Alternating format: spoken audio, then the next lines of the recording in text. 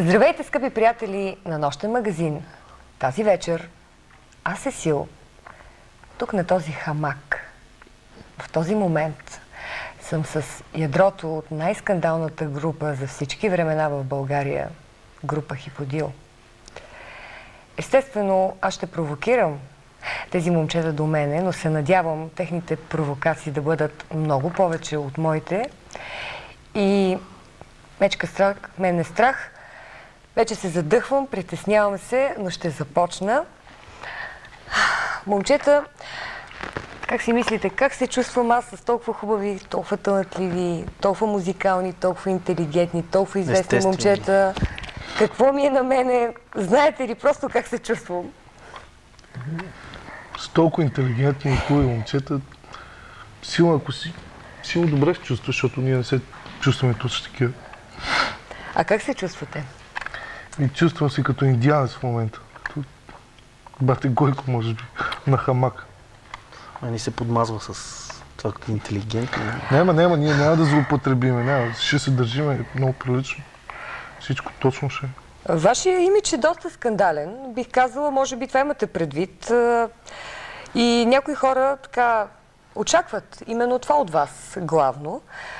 Това е една така ясно изразена стратегия ли е на вашата група или това ви се отдава непринудено, бих казала? Отстрани мога да изглежда като стратегия. Даже някои ни питаха колко сте платили на Министерството на културата, за да ви забранят албума. Всичко става абсолютно спонтанно и от само себе си. И то си ни е в кръвта в общи линии, като не насилваме нещата. Не ги изнасилваме и по принцип... Кой ни изнасилвате? Кой ни изнасилва? Нещата. Най-интересното е верно, че всичко стане си от само себе си, като че ли нещо ни помага за тази работа, а ние не го правим нарочно. А това, че е скандално такова, не е нарочно това нещо. Просто сега сме толкова потиснати, че сега ще им видиш колко сме спечени и смотани. Да, в момента сме направо трите слепи мишки, вероятно, тук на хамак. Абе, група Хиподил си група Хиподил. В момента вие чухте мнението на Лъчо. Айде, започна се. А тук до мене е Светлю. Опа, така. Разгорещихме се всъщност.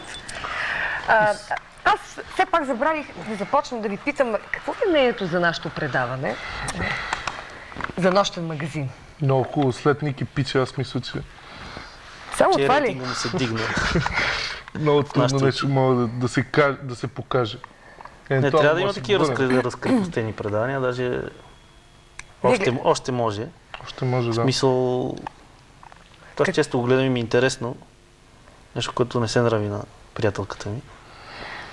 Въпреки, че не злоупотребява. Интерактивна дискусия с зрителите на Нощен магазин, която в една страница, на интернет страницата, където всичко ще бъде безплатно. Всеки, който иска, може да си влиза, да си излиза. Разбира се, по съответния начин. Като говорим за влизане, много ли влизате вътре? Само главичката и 2-3 заклащания, да е повече. Това ли е най-дългото ви така седене вътре или... По принцип мога да седи вътре. Ако успеем да стигнем. Ако успееш да го вкараш, мога да седи вътре и така, докато доста време. Ама по принцип, всичко е въпрос на много неща, да кажем, на влажност, на въздуха или да го кажем, на какво да го кажем. Много според зависи. Това е най-важното. Влажността на въздуха е... Влажността на въздуха зависи ли от любовта? Вие може ли да бъдете не тези цинични мъже, които ви познава публиката, или така романтични, любвеобилни, нежни? Какви сте? Кажете ми нещо за любовта, защото всички очакват от вас. По едно запазено се пареем всяка вечер в Шератон, в Парка на свободата имаме запазени пейки. Да, в смисъл, че сме по-скоро... Съзвездие има на наше име. Да, викаш ни цинични, но то циничността идва от прекалена романтика. В един момент от разочарование идва Вие компенсирате с текстовете и с Светло си бива комплекс. ако То мога да всъщност кажа така. романтичен такъв. Има хербари вкъщи. Романтичен Събира салфетки. Оттам ли идва така, тези начални стихове в песента Отнесен? Не, това си е съвсем друго. Това си е такова личностно деградиране, еродиране. Еродиране, Да. Не, култивиране на текстове. Култивиране, да, също и мастурбиране, мога да го кажа. Не, това е съвсем друго. Това е на друга тематика. Преди малко си говорихме за интернет, пък какво е нещо за виртуалния секс? Вие го мислите, че го свързвате с аналния. Има ли нещо такова? Светло да каже, той направи тази аналогия. Това е игра на думи. На букви. На букви, да. Но, това са надървени въглища, да. Като мислиш, че след време, нали, казват, че ще има секс, така, слагаш си нещо, нали, на очите, такова и правиш секс без допир. С ни рецептори само, вътрешно усещането. Звучи в още един точно като вратиянален такова. Значи мога да пецкаш и нови кембъл, братче.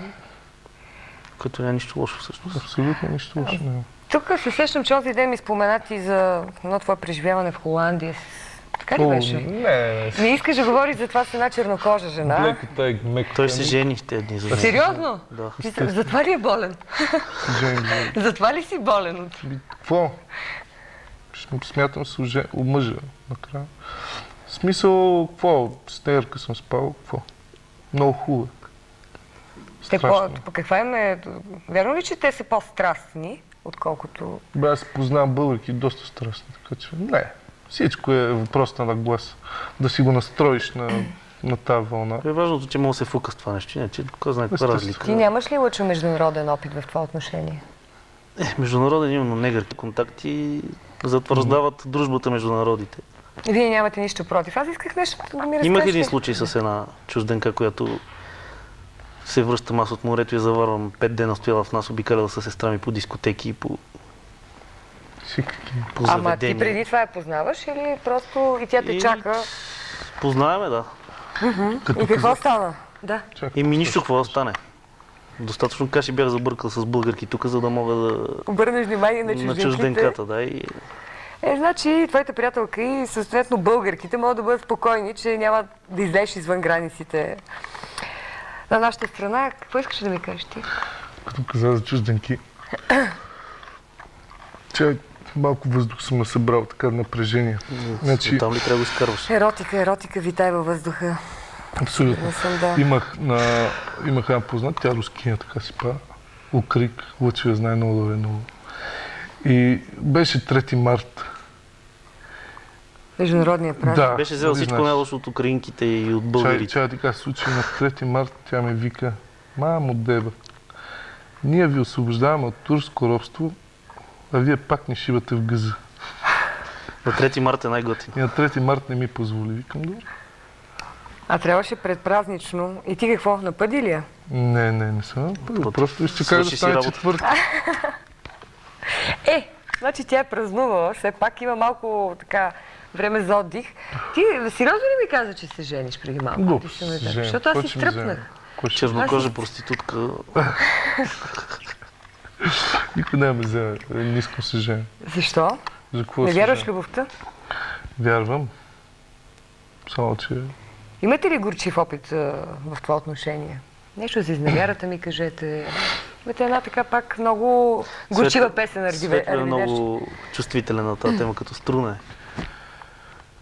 Какво като струна, брат? Ще те опънат няколко пъти и ти си като струна.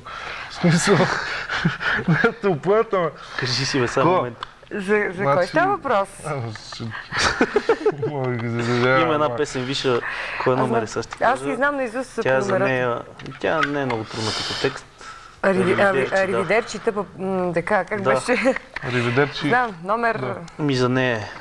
От тук нататък той иска да казва нещо повече. Усеща се, нали? Да, усещаш, че е биографично. С най-голямо желание пеене по концерти. С най-голям хъс. Кофти е като такова, като